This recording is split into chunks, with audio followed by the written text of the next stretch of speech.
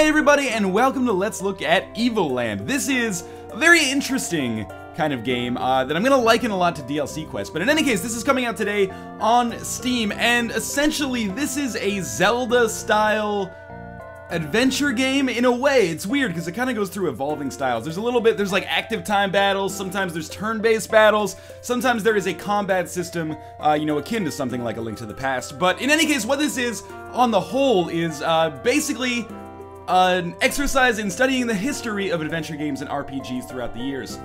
It's very unusual to explain.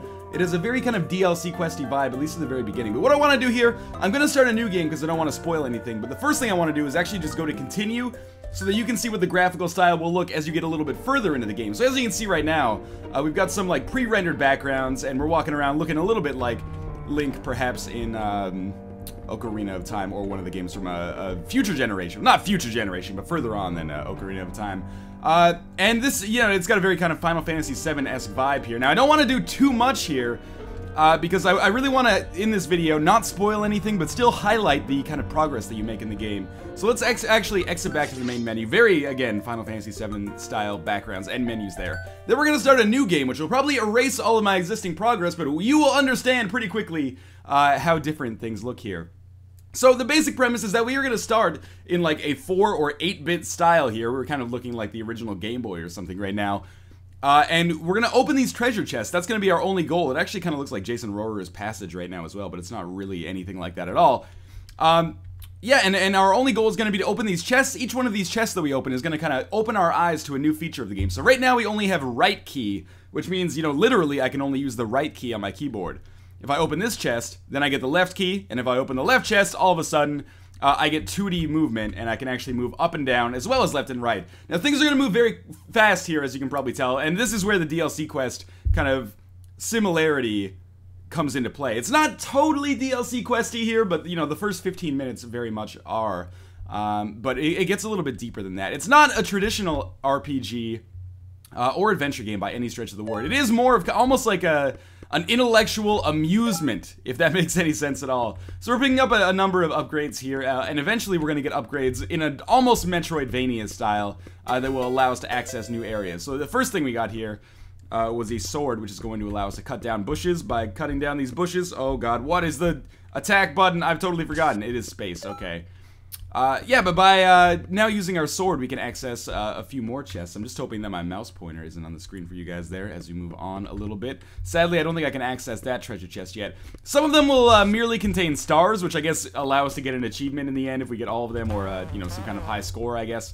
But for the most part, we're just going to play this as if it's the original Pokemon right now. We have now added some music. I believe the next thing we'll add, that's a save point, by the way, but we can't apparently get to that yet.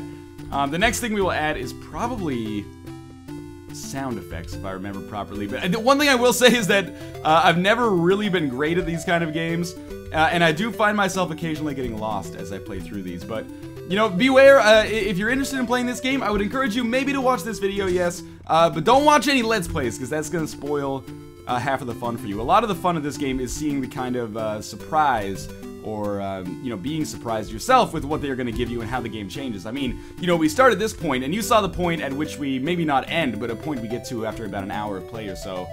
I have no idea what happens after that point. I totally did not realize I could just walk over this for now. Oh, we got 16 color display. Excellent. But yeah, the whole point of this game is the kind of surprise that you'll experience as you play through it. But we're going to play through maybe a dungeon or two here, because things do kind of take that Zelda style. We got a star, which is going to allow us again to possibly get an achievement at some point later. But yeah, it is broken up into dungeons, not dissimilar to something like The Legend of Zelda. By the way, I have no idea of two very important characteristics of this game that will color my overall opinion at the point of which I've finished it. One of them is, I have no idea how long the game is. Like I said, I've played it for about an hour personally. I know other people have played it. They've all played it for about an hour, and they've gotten to like the same point as me. But it feels like the kind of game that is a little bit on the short side. Not that that is necessarily a bad thing. DLC Quest was short as well. But the other... Oh, God! I made a terrible mistake. That's the first time I've ever died, actually. Luckily, we had that save point. We don't get health bars until later, which would explain why I died in one hit there. But we get health bars relatively soon. The other thing that's going to color my impression of this game is I have no idea how much it costs. There is a store page on Steam, but there is no pricing detail that I have seen, at least not natively on the store page. I'm not sure if it's actually available for pre-order, but that's not really going to matter too much at the time this video goes up, because the game will presumably be available. Alright, so we've unlocked our credit and story sequence here.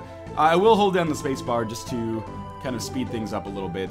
Basically, we're a hero, and we have to defeat the evil villain and save the world. We'll meet more characters as we move along as well. I really want to show off not only the graphical changes, but also the changes in the style of combat. Because right now, like I said, we are dealing very much with a Link to the Past style combat. What do you have here? The path is reserved for agile adventurers. We're not quite there yet.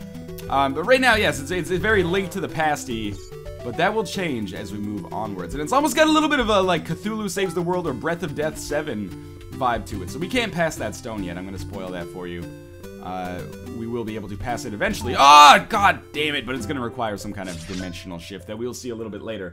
There are boss fights as well, and what I really like about this game is that there is a good deal of, don't make me do this again.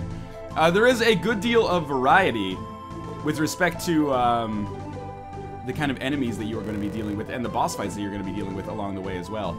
Again, I think my keyboard just broke for a second there, but that's okay. I don't know what's up, man. I think my USB ports occasionally lose power, so I'll be playing a game and all of a sudden it'll be like, oh, it looks like you wanted to do anything at all. Sorry about that, but that's not going to be possible. So we're just going to pick up these upgrades that we were trying to get a little bit earlier without dying. Weirdly enough, I actually feel like the game kind of gets a little bit easier as we move onwards, simply because once you get that health bar, you're not going to believe this, but when I was playing off camera, I never took any damage at all until I got that life bar, which made things a lot easier on me. So there we go. We got free movement now. Not that that necessarily makes things any easier for us. We just got to be a little careful about that bat, I guess. Oh, come on. Just get in. There we go. Now, we can't go this way, so we're going to look out for another upgrade potentially down here. If you wanted to be cynical, you know, you could make a reasonable case that this part of the game is largely just kind of like fetch quests.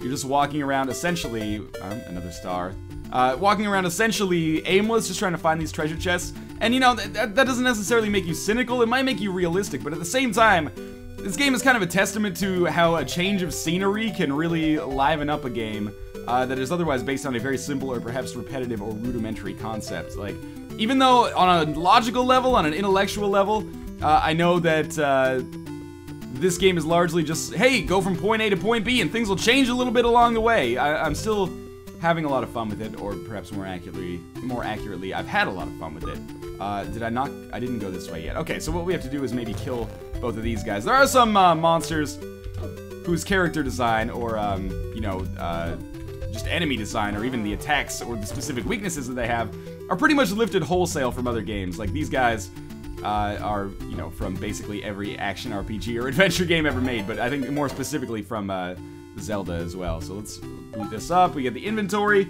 We don't really have anything in our inventory right now except for our sword.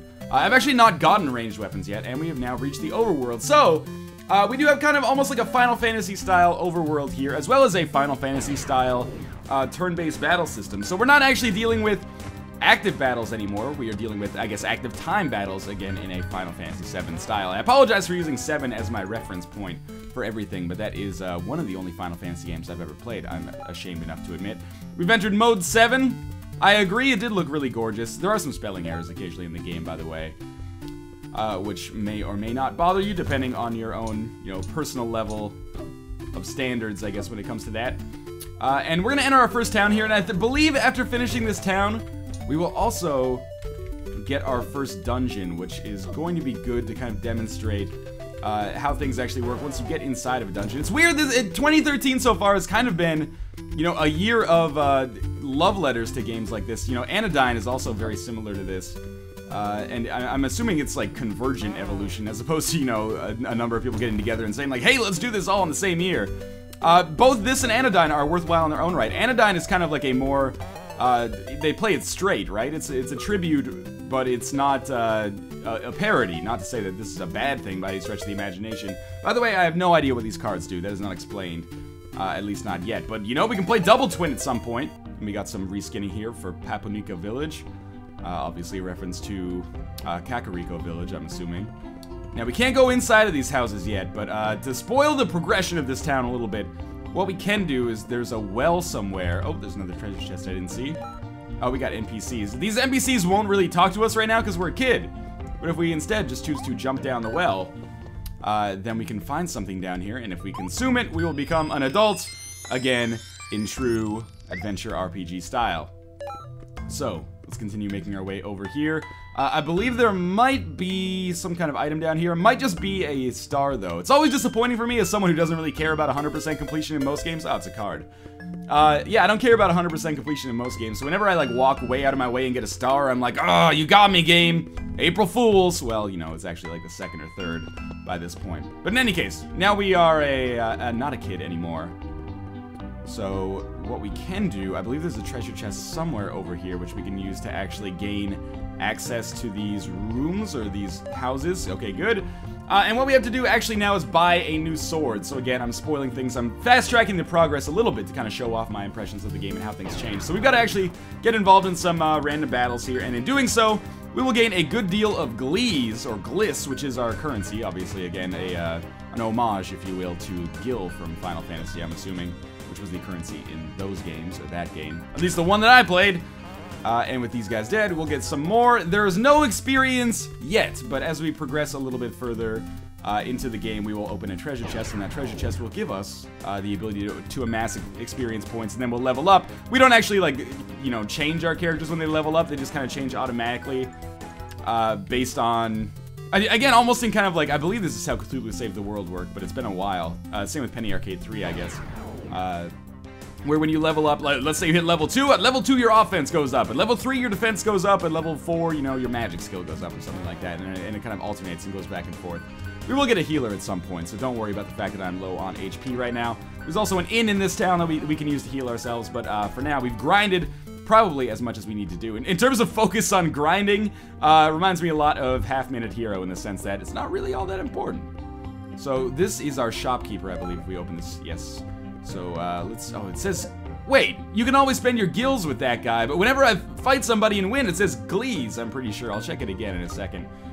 We definitely have enough to get longsword, and we definitely have enough to get copper armor as well, which will make us equipped, which we need to actually do to get to the next stage of the game. So that was basically all we needed to do for this town, but I should probably go maybe rest at the inn, which will heal me up a little bit. This is not the innkeeper, I think. This is just some dude's house. So I apologize for breaking in. And let's make our way to this first dungeon. I don't want to show off too much more, because, you know, the progression in the game is really where all of the joy comes from. This is the shopkeeper again, my bad. But, you know, we're in like a 16-bit adventure RPG style right now. It'll eventually make the move to kind of like a more Ocarina of Time looking one, and then it'll go to the Final Fantasy VII style. I don't know if it goes after that, or where it goes, if it does go further than that. But for now, that's where I am. It does strike me, and this might be an unfair judgment, but it strikes me as the kind of game that might be, you know, an hour and a half to 2 hours long. Just gauging, sure, let's save our game. Just gauging by the kind of feature list on Steam, it's like, go all the way up to 3D graphics, and I'm like, well, I'm already at 3D graphics after an hour of play, and it's like, discover dozens of hidden stars, and I'm like, well, I already have like 14 hidden stars, so it kind of makes me feel like this might be a short but sweet adventure, if I'm going to put it the most polite way that I possibly can. By the way, the reason I went through all that hassle in that town is because that kid wouldn't let me buy unless I was properly equipped. So, we will get some kind of new upgrade here. Forced fight, someone is calling for help. This is where we will gain our party member. And again, I would like to point out that even though it might look like everything is all turn-based battles so far, we will have turn-based battle boss fights, again, you know, akin to something like a Final Fantasy or a Penny Arcade and the Rain-Slick Precipice of Darkness, Episode 3. This is not necessarily 100% of the time what we're going to be dealing with. Sometimes you will get, again, Link to the Past style battles. I think you can probably tell what the Northernlion drinking game for this episode would be. So, she wants us to help her, so, you know, we got a bunch of choices. Now we can change names, but I'm not going to be a dick and name her something, you know, misogynistic or what have you. I believe there's no treasure chest down here, and I always feel like an idiot when I come down. Yep, alright. That means we're probably going to get sucked into a random battle at some point. Yeah, there we go. But that's okay, this gives me a chance to see if it actually is Glees or... It does say Glees or Gliss. Alright. I thought I was going crazy there for a little while. It's pretty sad that whenever I don't make a mistake, I'm like, yeah, fuck you. For once, I've like made the right decision. It's not an oversight on Northernlion's part. Alright. We need to find the crystal. Yada, yada, yada. I forgot to ask her your name. Clink seems like a good name for me. And we'll come across all sorts of other monsters in here as well. Might play through the first dungeon right till the very end, and then we'll call it quits. Again, if you're looking for my overall impressions, she's a healer, by the way. Or our intelligence type, if we're going to talk in more Dota or League of Legends style terms. Uh-oh. Okay, no one's going to die there. We're okay. So she can heal everybody. In terms of my overall impressions on this game, very, very positive. I have a soft spot for these homages again to adventure RPGs from my childhood, because these were the kind of games that I spent an awful lot of time with when I was a bit of a younger lad myself. So stuff like this I always have a little bit of a soft spot for, and this one in particular does things in a different style than a game like Anodyne, for example. I love Anodyne, don't get me wrong. Anodyne is very much kind of like a spiritual successor to these games. This is more like lampshading the kind of tropes that these games used, and that's totally cool. Like, there's room for both of those games to be worthwhile and, worth your time, essentially. Whether or not they're worth your money is going to be a different question. I have no idea how much this game costs, and that's the main caveat and the kind of the woeful inadequacy in this video, is that I wish I knew, because if this is $5, that is an unquestioning recommendation for me to go check this out. $5 for a couple of hours of your time to kind of just put a smile on your face if you played these games when you were younger. Not in the Joker style. Now we do have experience points. But if it ends up being more expensive, at $10 you might consider waiting for a sale. At $15 you might start thinking like, what are they thinking? But again, this is also all dependent on how long the game is, and if it does have like incredible progression after this 3D phase, then I'll eat my words, and you should probably give it a stronger recommendation, shall we say.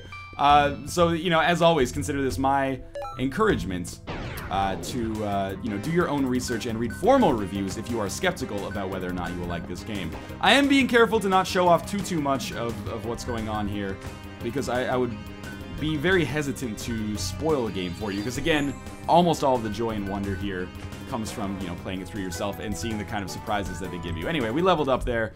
It's kind of superficial. We can also go to this life fountain. That'll heal us all. Might as well save the game as well. I think we're getting fairly close to the boss here. But we've got to beat something. We've got to beat something. No, we do actually have to, I think we have to hit a switch. There are puzzles in the game, by the way. Obviously, puzzles are a big hallmark of games like this. I guess her magic never hits the torque there. But does it hit the twerk? We'll never know, man. So I guess we might as well have her heal. But yeah, there are puzzles in the game. Obviously, puzzles are the hallmark of the genre. A lot of them are switch-based. Some of them are as superficial as basically just like, kill every enemy that you come across. And that's, fair and accurate as well. There we go. We've hit that switch. Yes, something has happened somewhere. Okay, but where? And I believe then we will go through to our boss fight. So, it's a game that certainly does move very, very quick. You're not going to be spending too much time at all in one given area, at least, again, so far. It's good with the pacings. This is a game that could easily drag. As much as I've been complaining about not knowing the length and perhaps forecasting that this is a shorter game compared to the average, I suppose, I think that's kind of a positive thing, because as long as it keeps the pace moving, I think it makes things better overall. So this is the crystal that we were supposed to get. We've woken up the Guardian of the Crystal, and now we are going to fight Kefka's ghost. I'm pretty sure I don't need to spell out that reference for most of you. So we'll just attack here. There's a superficial level of strategy. Haven't really had to worry too much about surviving. I've fought this guy before. He was kind of a pain in the ass because he almost killed my healer, but if he doesn't focus the healer, then there's pretty much zero chance of you dying. And you do an awful lot of damage to him as well. He's kind of focusing my healer, but as long as I have her heal everybody up every single time, she should only lose like 2 health per round, which is enough to keep her alive for like 27 rounds. Starring James Franco. Phantom counter's pretty annoying. That's going to do damage to both of our dudes. But again, our heal also heals both of our dudes, so it doesn't really matter in the whole scheme of things. So he'll be dead in a matter of, dozens of seconds here, would be my guess. At which point we will end the video. And, I think I've done a fairly good job of articulating my impressions of Evoland so far. Suffice it to say, I would encourage you, now that the game is actually out by the time this video is up, to do your own research and, see how much this costs and then determine if that's a good value proposition for yourself. But if this is going to be a budget price title, or you are a rich dude for whom money is no object, I would definitely encourage you to check this out. I think it's a great game. I think it's a lot of fun. It might not be the most, artistically amazing game, not graphically, but, on an originality scale. It might not be the most original game ever, perhaps is a better way to put it. That being said, it's still, quite joyful as well. Hopefully we'll be able to finish this boss so we can end on kind of an appropriate note. He's got to be almost dead. This has gone pretty much exactly the same way it went when I did it last time. And again, my healer is getting focused down a little bit, but the boss is dead, so it doesn't even matter. And now we are done. The crystal's power has been activated, and this might actually take us into the 3D era, almost segueing us. It did indeed. Okay, cool. Yeah, almost segueing us into where we stopped last time.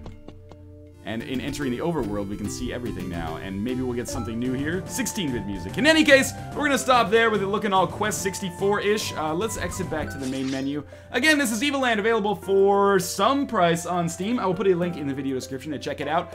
Consider this me giving this game a strong thumbs up. Always puts a smile on my face, and if you grew up with games like this, this and Anodyne are a nice 1-2 punch. Kind of different interpretations of the genre, if you will. Again, Anodyne is a more serious take, and it's great, and Evoland is more of like, hey, remember this?